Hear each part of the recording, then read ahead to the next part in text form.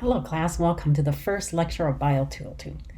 So the way you want to use lecture videos and the notes is this. You want to make sure you print the notes from the content to master. Preview the notes so you can read and highlight some key ideas, and read the chapter and watch the video and add notes to the side of your paper. And then as you watch the video, take some notes and draw some things.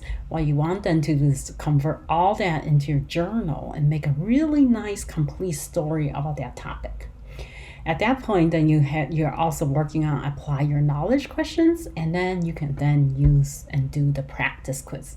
When you make mistakes on the practice quiz, you come back to the notes and maybe even the lecture video, watch it again, and go back and take the practice quiz again. And you keep on going and back and forth, journaling, reading, studying, practice quizzing until you have mastered the material. Okay, so let's start the first lecture. We're going to be talking about homeostasis, homeostane, maintaining a balance.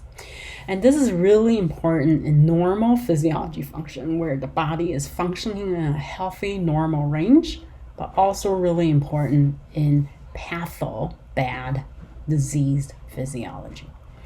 So in the human body, we have a healthy range of normal. So your body works really hard to control factors in this normal, healthy homeostasis. When items fall above or below the normal range, then you are in a pathophysiological state or disease state. And in that case, then they'll come into the hospital or the clinic, and then it's the job of the doctors and the nurses then to bring the homeostasis back to the normal healthy range. You can see this by looking at an example of the blood range, okay? So when you get your blood tested, it's testing to make sure whatever they're testing for is in a healthy homeostasis range. So here you can see blood glucose in the normal healthy reference range of 65 to 99. So in this patient, the glucose level is 101, so slightly above the normal healthy range, suggesting that they have a little bit progressing into disease state. Okay, so maybe something they can do in their diet or things like that to bring things back into healthy range. Okay, so I want you to brainstorm a list of other things that your body does to keep in a healthy range, and then what is that control system that brings the body back? What system in your body?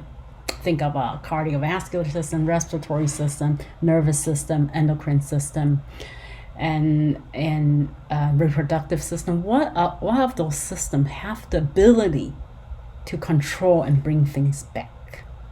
Okay, pause the video, answer those questions, and now let's look at the other video. So when you look at homeostasis, we have this balance, right? It's on this teeter-totter. Okay, and there's a normal range of healthy. Okay, and there's lots of variables that you need to keep homeostasis, such as blood glucose, oxygen, heart rate, pH, CO2. The list goes on and on that our body has to control all the time to in homeostasis. So let's take a look at what is going on. So things that we do to our body can change the variable. So for example, step one, you eat, right? The stimulus, step one here. And you did something different not to alter the homeostasis. So now, if you eat, the stimulus changes the variable. Maybe now the blood glucose has gone up. So now you're in an imbalance. Well, that imbalance has to be detected by something, either a receptor or a sensor. And then that receptor sensor detects that change. And it's going to have to send that information into the control center.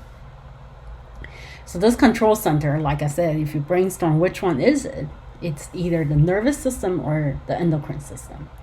So the control center is going to detect that change. So now we're in 3. They're going to get in that information. And then they're going to say, okay, what do we do about it? So the control sensor then sends out output at step 4, the effector. Okay? And then the output is going to do things to now respond to that original imbalance and return it back to homeostasis. Okay? Whatever it's going to do, it's going to return the variable back to homeostasis. Okay? So once the homeostasis is returned, you can shut the whole system off. However, if there's still imbalance, then the system will go on again to restore the homeostasis. The cycle keeps on going, maintaining a homeostasis in a healthy range throughout the day. Okay? So I want you to now brainstorm. If homeostasis is not restored, the step 1 start again, and then think about what happens when something is not working. Can you then go and restore homeostasis? For example, what if step 3 is broken? Or step 4? Can you get to step 5? Okay, I already mentioned that there are 2 major control systems, and that is the nervous system, which you finished learning in 201, and the endocrine system.